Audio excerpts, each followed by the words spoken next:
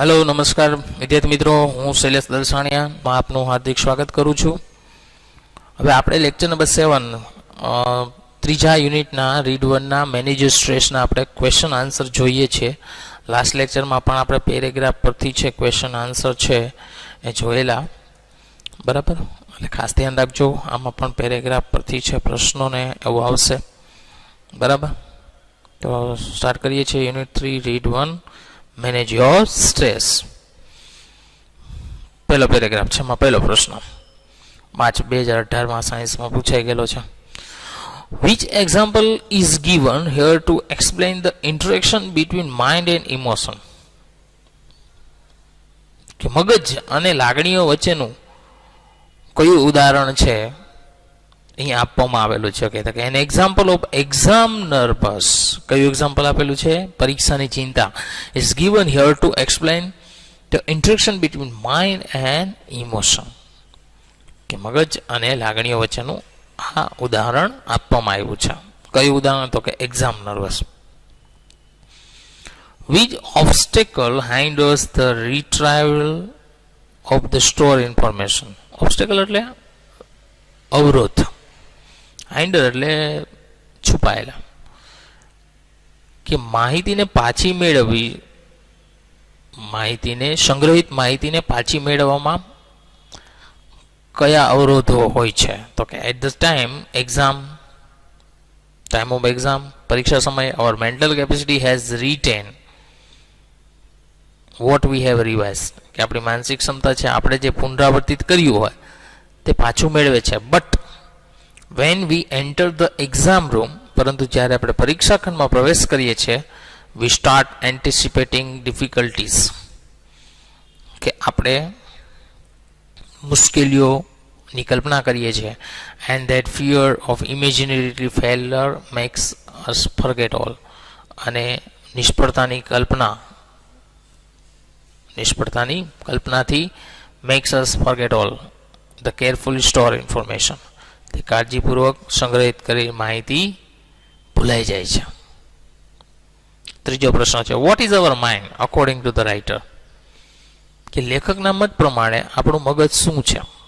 તો કે according to the writer hour mind is our rational, આપણું મગજ છે વૈચારિક છે, લોજિકલ એટલે કે તાર્કિક છે, તાર્કિક ભાગ છે, that help us to make unemotional choices, જે અલાગણીશીલ પસંદગીમાં મદદ કરે છે, to store and retrieve information, માહિતીનો સંગ્રહ કે તેને પાછી મેળવવામાં મદદ કરે છે, and to order to calculate, તેને ક્રમિક, અહીં જો ટુ ઓર્ડરનો મિનિંગ થાય ક્રમિક ગોઠવવું, એન્ડ કેલ્ક્યુલેટર એટલે ગણતરી, અને ક્રમિક ગોઠવવા અને ગણતરી કરવામાં।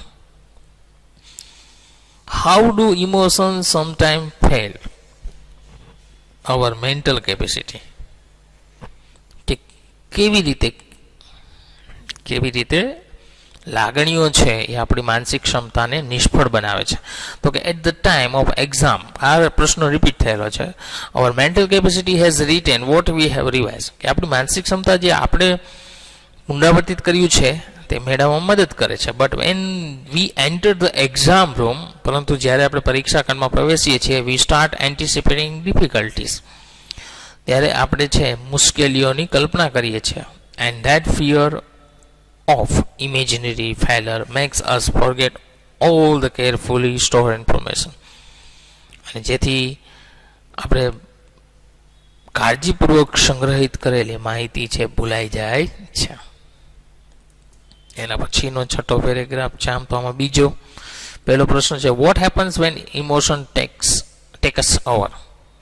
કે લાગણીઓ છે વધે ત્યારે શું થાય છે? તો કે વેન ઇમોશન ટેક્સ ઓવર, લાગણીઓ વધે છે, it becomes nearly impossible to think clearly, કે સ્પષ્ટ રીતે વિચારવું અશક્ય જેવું લાગે છે, and we start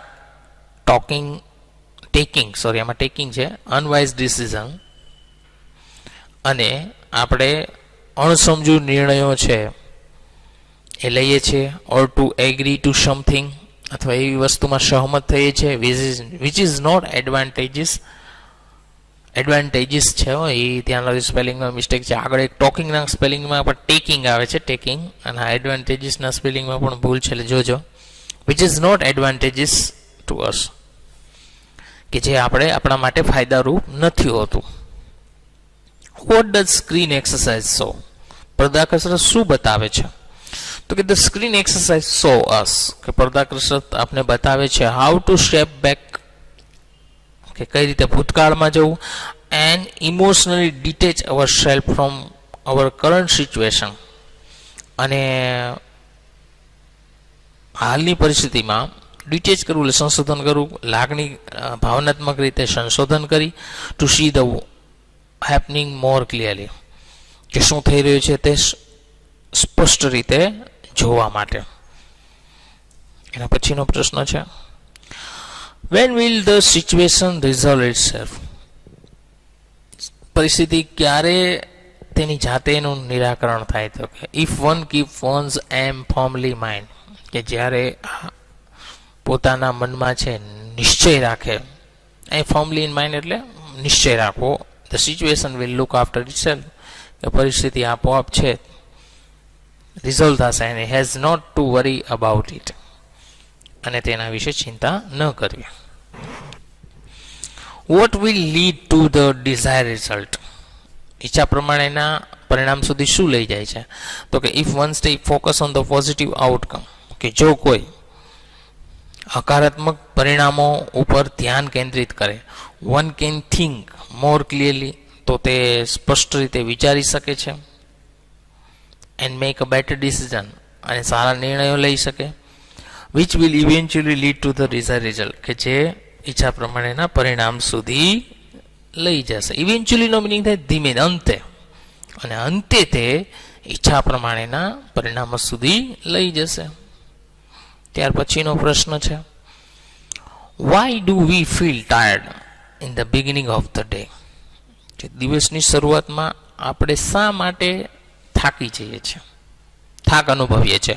V feel tired in the beginning of the day, કે આપણે દિવસની શરૂઆતમાં છે થાક અનુભવીએ છીએ because hour mind is racing ahead of us, કારણ કે આપણા વિચારો આપણાથી આગળ વહી જાય છે. રેસિંગ અહેડ ઓફ અસ એટલે એનો મિનિંગ શું થાય? આપણાથી આગળ જતું રહેવું. What is the effect of frantic thoughts, કે ભયંકર વિચારોનું શું અસર છે? તો કે frantic thoughts weaken our normal energy, weaken કરવું નબળું પાડવું, કે ભયંકર વિચારો આપણા સામાન્ય ઉર્જાને નબળી પાડે છે. And we are shattered at the end of day, અને આપણે દિવસના અંતે થાકી જઈએ છીએ. શેટર્ડ તો એટલે શું થાય? થાકી જવું. તો મિત્રો અહીંયા સુધી રાખીએ, અહીંયા પાઠ પણ પૂર્ણ થાય છે. બરાબર, વિડીયો જોવા બદલ આપનો ખૂબ ખૂબ આભાર. Thank you.